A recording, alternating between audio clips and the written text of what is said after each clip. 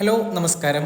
അങ്ങനെ ആ ഒരു അതിനിർണായക പോരാട്ടം, ആവേശത്തിന്റെ കൊടുമുടിയിൽ നിൽക്കുന്ന പോരാട്ടം പുരോഗമിച്ചുകൊണ്ടിരിക്കുകയാണല്ലോ. മഴ കാരണം മത്സരം തടസ്സപ്പെടുന്നൊക്കെ ഒരു കരുതലൊക്കെ ഉണ്ടായിരുന്നുവെങ്കിൽ കൂടി അതിനൊക്കെ തച്ച് തരിപ്പണമാക്കിക്കൊണ്ട് RCB ഇതാ കിടിലൻ സ്കോർ നിന്ന് ഉയർത്തിയിരിക്കുന്നു. അതെ, ഇനി CSK 200 റൺസിന് തളച്ചിടുക എന്നുള്ളത് മാത്രമാണ് RCBക്ക് ചെയ്യാനുള്ളത്. 200 റൺസിന് തളച്ചിടുക എന്ന് പറയുമ്പോൾ CSK 201 റൺസ് എടുത്താൽ പോലും RCBയുടെ പ്ലേ ഓഫ് പ്രതീക്ഷകൾ മങ്ങിപ്പോവും. അതുകൊണ്ട് തന്നെ ഇനിയൊരു കിടിലൻ ബൗളിംഗ് പ്രകടനവും പ്രകടനവും ക്യാപ്റ്റൻസിയും ഒക്കെ തന്നെയാണ് RCBക്ക് കാഴ്ചവെക്കേണ്ടിയിരിക്കുന്നത്. നിശ്ചിത 20 ഓവറിൽ 219 റൺസാണ് RCB അടിച്ചുകൂട്ടിയിരിക്കുന്നത്. അതെ, വന്നവരും പോയവരുമെല്ലാം കിടിലൻ ബാറ്റിംഗ് പ്രകടനം തന്നെ കാഴ്ചവെക്കുന്ന ഒരു കാഴ്ചയാണല്ലോ നമ്മൾ കണ്ടത്. ഏതായാലും ചിന്നസ്വാമി സ്റ്റേഡിയത്തിൽ ടോസ് നഷ്ടപ്പെട്ടുകൊണ്ട് ബാറ്റിംഗിനെത്തിയ RCBക്ക് വേണ്ടി ക്യാപ്റ്റൻ ഫാഫ് ഡു പ്ലസിസ് 39 പന്തുകളിൽ 54 റൺസാണ് എടുത്തിട്ടുള്ളത്. കിങ് വിരാട് കോഹ്ലി ആകട്ടെ 29 പന്തുകളിൽ 47 റൺസ് എടുത്തും പുറത്തായി. രജത് പട്ടിദാർ ഇന്നും ഒരു കിടിലൻ ഇന്നിംഗ്സ് തന്നെയാണ് കളിച്ചിട്ടുള്ളത്. 23 പന്തുകളിൽ 41 റൺസാണ് അദ്ദേഹത്തിന്റെ സംഭാവന. കാമറൂൺ ഗ്രീനും ഗംഭീര പ്രകടനം തന്നെ. 17 പന്തുകളിൽ പുറത്താവാതെ 38 റൺസ്.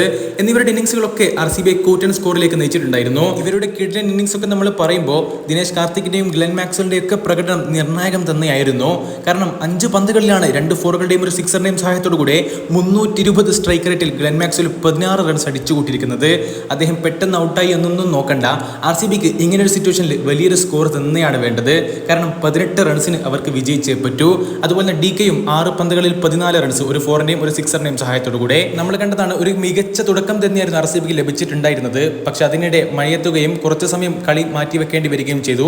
1-ാം വിക്കറ്റിൽ വിരാട് കോഹ്ലി ഫാഫ് ഡു പ്ലസിസ് സഖ്യം 1-ാം വിക്കറ്റിൽ 78 റൺസായിരുന്നു കൂട്ടിച്ചേർത്തിട്ടുണ്ടായിരുന്നതും. അതുപോലെ തന്നെ മഴയ്ക്ക് ശേഷം RCB ബാറ്റ് ചെയ്യാൻ വലിയ തോതിൽ ബുദ്ധിമുട്ടുന്ന ഒരു കാഴ്ചയും നമ്മൾ കണ്ടതാണ്.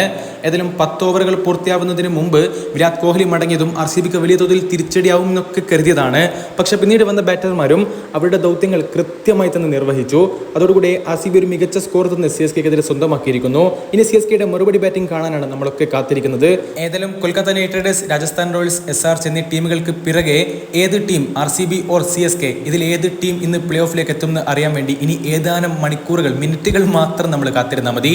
കാത്തിരിക്കാം ആവേശകരമായിട്ടുള്ള ബാക്കി പോരാട്ടത്തിനായി തന്നെ. അപ്പോൾ പിന്നെ അടുത്തൊരു വീഡിയോ ആയിട്ട് വീണ്ടും കാണും വരേക്കും ഗുഡ് ബൈ.